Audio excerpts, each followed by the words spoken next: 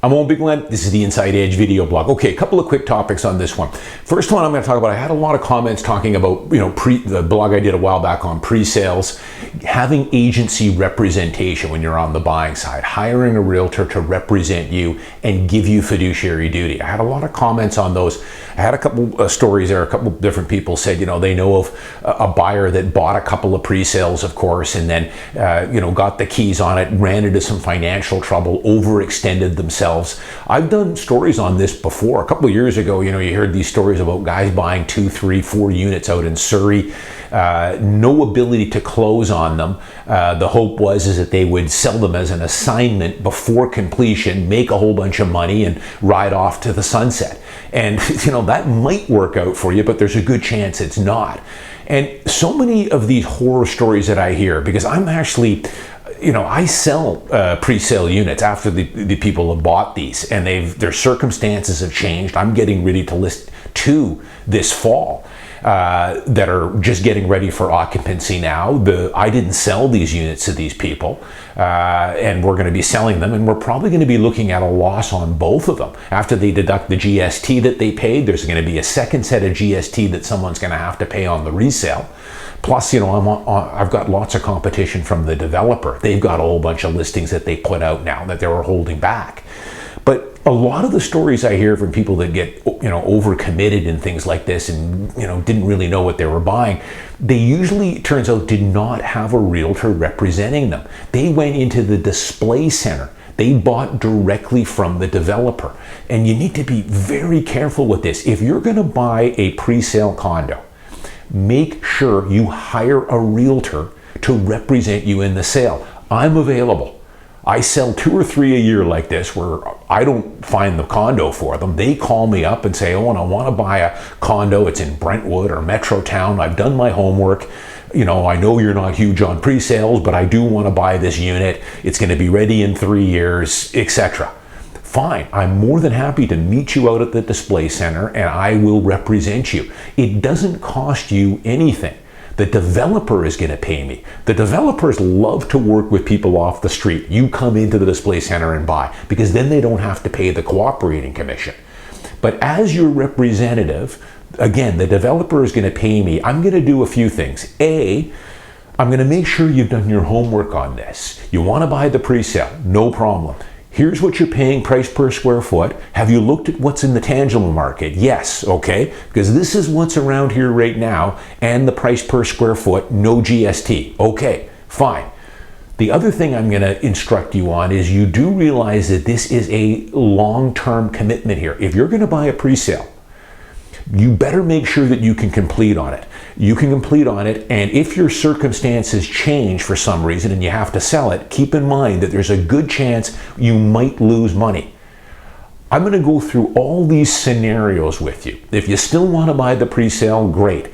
The next thing I'm going to do is I'm going to try and negotiate you a little bit better price. Sometimes it works, sometimes it doesn't. I'm a big believer in shoot for the moon, maybe something will stick. I'll ask for a decorating allowance or some sort of an upgrade or a free storage locker. Seldom, it depends on the stage of when we're buying it, how many units they still have for sale, how long it's been on the market, etc. How popular this development is.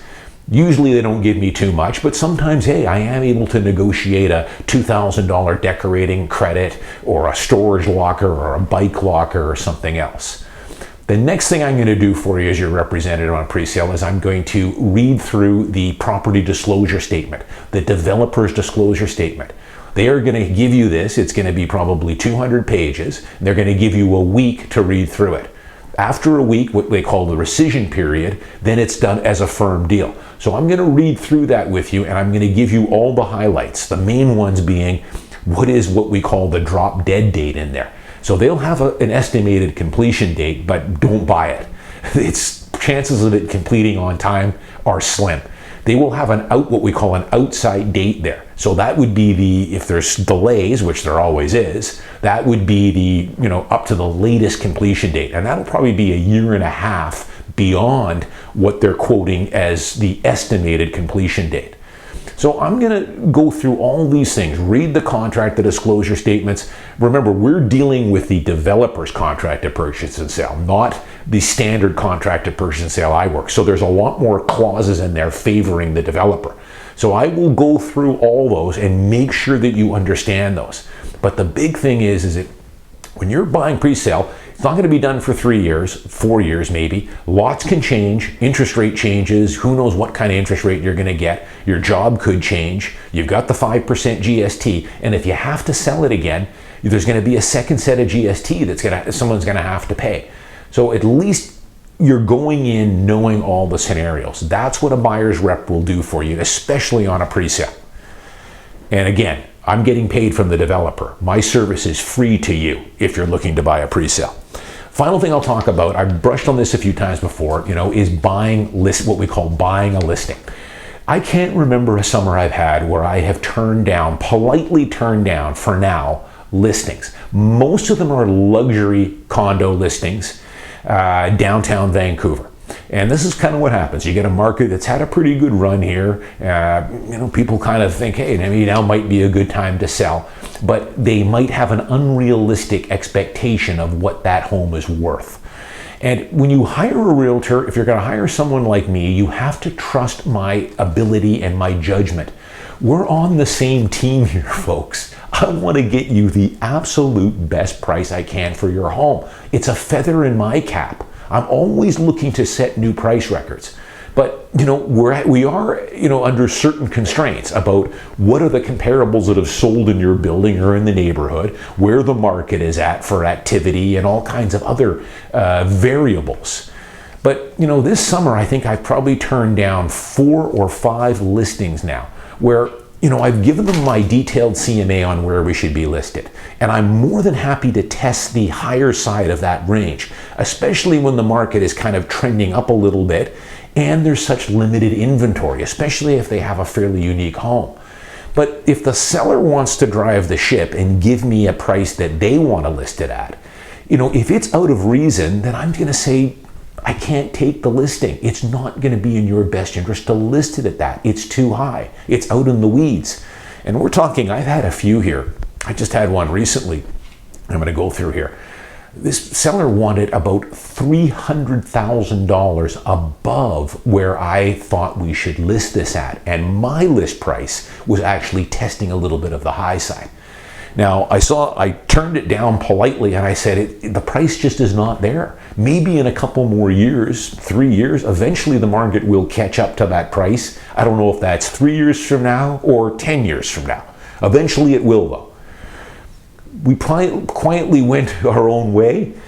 I see a week later here now that he has listed it exactly at that price that he wanted. So he's steering the ship. And this realtor is what I would classify, he's bought the listing. Now, this is not going to sell anywhere near this price. He could drop this price to $250K, and I still don't think it's going to sell. He's doing a lot of damage with this listing here. It's just going to sit. The other thing is, I want people to understand, is that if you've got an unrealistic price, and we're talking $200,000-$300,000, we're not talking $50K here. That would be fine. Sure, let's test it up there. After a couple of weeks, if we don't get any serious interest, then Mr. Seller, let's reduce it and keep on top of it. But at $300,000 over where it's going to probably sell at, you're going to hear crickets on this. The thing I want to get through to people is you are not going to hire a high-level realtor like myself, and there's others out there. There's a group of us that sell a lot of condos in downtown Vancouver. We're all Medallion and President's Club. We've got, extensive marketing programs. We move product. You are not going to hire a high-level realtor. The realtors you should be hiring are going to do the exact same thing I've done.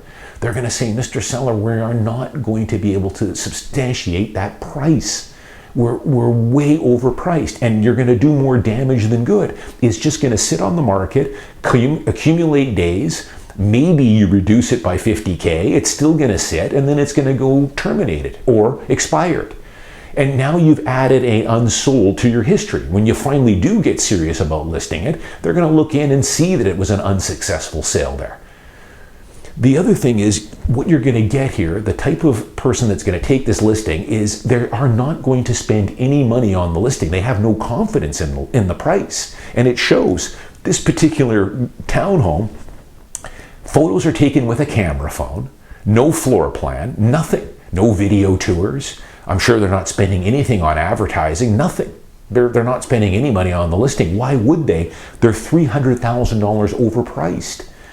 When I list a home like this, I am going to spend probably $3,000 to $4,000 on the listing, plus a whole bunch of time. I'm going to do high quality photos, virtual staging, video tours, floor plans. I'm going to do a postcard mailer to the neighborhood. I'm going to put it in the Vancouver Sun home section. If it's a luxury unit, I'm going to put it in our Macdonald Realty luxury magazine. I'm also going to get it on something like Mansion, Wall Street Journal, Mansion online and expose it to that. All the exposure never hurts. The more, the better. But if we're $300,000, if you're $300,000 overpriced, do you think you're going to get a realtor that's going to spend that kind of money to market that home and spend the extra money? You're not. And this particular unit, it's like all of them I see. They're going to take the photos with a cheap camera phone and spend zero. Now this unit too, it's tenanted. I looked at the unit. It shows terrible. It's a mess. It's filthy. You know, I told the seller, you know, to get anywhere near the price you want to get, it's not there right now. This is the price I'm going to suggest. And even there, we've got to do some work with your tenant. It would actually be in your best interest to get the tenant out. We'll stage it, clean it all up. You're leaving a lot of money on the table just in the way the home shows right now. But this home, you know, the seller is steering the ship here. And if you're steering the ship, then you don't need a realtor. You should just put it on as a for sale by owner. But you're not going to attract a high-level realtor, a competent realtor, in my opinion, if you're overpricing it by $300,000. They're going to tell you the same thing. They're going to be straight up front with you. We're not going to sell it at that. It's just going to sit. So be careful. I can't remember. This has been an odd summer. I've had a bunch of these. This is the second one I've seen that the other ones they've said, taken my advice and said, hey, the price just isn't there yet. Maybe in another year or two, let's see. But two of them they have listed and they're not going to go anywhere. You've got to trust your realtor, hire the right realtor. If you're out in left field someplace on your pricing, there's nothing wrong with testing the market a bit. I'm more than willing to do that depending on the dynamics of the market, where it's going, where we're priced here, and the type of unit. But $300K above where I think this is going to sell for, don't do it. Just leave it tenanted. Probably best to wait till your tenant finally gives you notice and then reevaluate it where you want to sell it. I'm Owen Bigland. As always, thanks for watching. I'll see you next week.